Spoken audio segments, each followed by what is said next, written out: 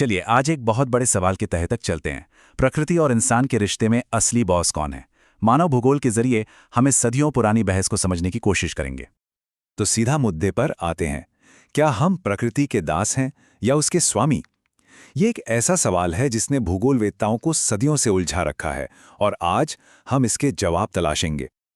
अच्छा, इस सवाल का जवाब ढूंढने से पहले हमें एक कदम पीछे जाना होगा और ये समझना होगा कि भूगोल असल में है क्या और ये दुनिया को देखता कैसे है। भूगोल को ना दो हिस्सों में सोच सकते हैं।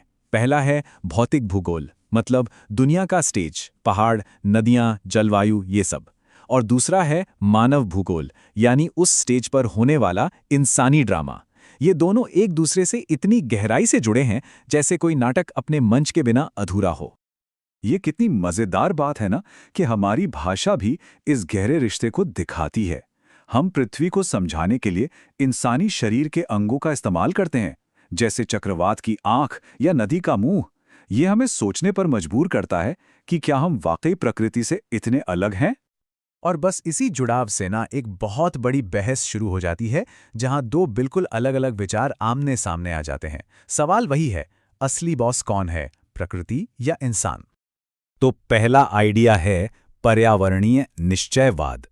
अब इसे ऐसे समझिए जैसे प्रकृति ही डायरेक्टर है और इंसान सिर्फ उसके लिखे डायलॉग बोल रहे हैं। इस सोच के हिसाब से हमारा पर्यावरण ही हमारी हर चीज तय करता है। हम क्या खाते हैं, कैसे रहते हैं, सब कुछ। इस नजरिए से देखें तो शुरुआती दौर में इंसान पूरी तरह से अपने पर्यावरण पर निर्भर था। इसी को कहते हैं मानव का प्रकृतिकरण, यानी इंसान प्रकृति के सांचे में ढल गया था। प्रकृति एक बहुत बड़ी ताकत थी और इंसान उसके सामने बहुत छोटा, बहुत असहाय। चलिए मध्य भारत के जंगलों में रहने वाले बेंडा की कहानी सोचते हैं। उसका पूरा जीवन जंगल की धुन पर नाचता है। उसका समाज प्रकृति की हर हरकत से डरता है और उसकी पूजा करता है। उनके लिए तो जंगल ही भगवान है, क्योंकि उनका हर निवाला, उनकी हर सांस उसी पे जो निर्भर है। तो क्या इसका मतलब ये हुआ कि इंसान हमेशा प्रकृति का गुलाम ही बना रहेगा? यहीं से एक बहुत जरूरी सवाल उठता है, जब इंसानी ज्ञान और टेक्नोलॉजी बढ़ती है तो क्या ये रिश्ता बदलता है? और इसका जवाब हमें मिलता है बहस के दूसरे पहलू में, जिसे कहते हैं संभववाद। अगर निश्चयवाद में प्रकृति डायरेक्टर थी, तो संभववाद में प्रकृति सिर्फ हमें एक स्टेज देती है। वो हमें कुछ मौके देती है, कुछ सीमाएं तय करती है, लेकिन कहानी क्या होगी, ये चुनना अब इंसान के हाथ में है। यहाँ ना पासा ही पलट जाता है। अब बात होती है प्रकृति के मानवीकरण की। मतलब अब इंसान प्रकृति को अपने हिसाब से ढाल रहा है। इंसान अब सिर्फ एक दर्शक नहीं, बल्कि एक ऐसा खिलाड़ी बन गया है जो खेल के नियम बदल रहा है। और हमारी ये छाप अब तो हर जगह है, खेतों और शहरों से लेकर समुंदर के रास्तों और अंतरिक्ष में घूमते सैटेलाइट्स तक। इंसान ने तो पृथ्वी की सतह पर अपनी एक अलग ही दुनिया बसा ली है। अब जरा बिंडा की दुनिया से निकलकर नॉर्वे चलते हैं, कारी के पास। वहां भयंकर ठंड पड़ती है, लेकिन इसके बावजूद वो गर्म दफ्तर में काम करती है और गर्म देशों से आए फल खाती है। उसकी जिंदगी दिखाती है कि टेक्नोलॉजी के दम पर इंसान ने प्रकृति की ना को हाँ में कैसे बदल दिया है। तो फिर क्या है? क्या प्रकृति का पूरा कंट्रोल है या इंसानों को पूरी आज़ादी? एक भूगोलवेत्ता थे ग्रिफिथ टेलर, जिन्होंने एक बीच का रास्ता सुझाया, एक बैलेंस्ड रास्ता। उन्होंने एक नया कॉन्सेप्ट दिया, नव निश्चयवाद। उन्होंने कहा, देखो, सच्चाई इन दोनों के बीच में कहीं है। न तो प्रकृति की पूरी तानाशाही है और ना ही इंसान की बेलगाम आज़ादी।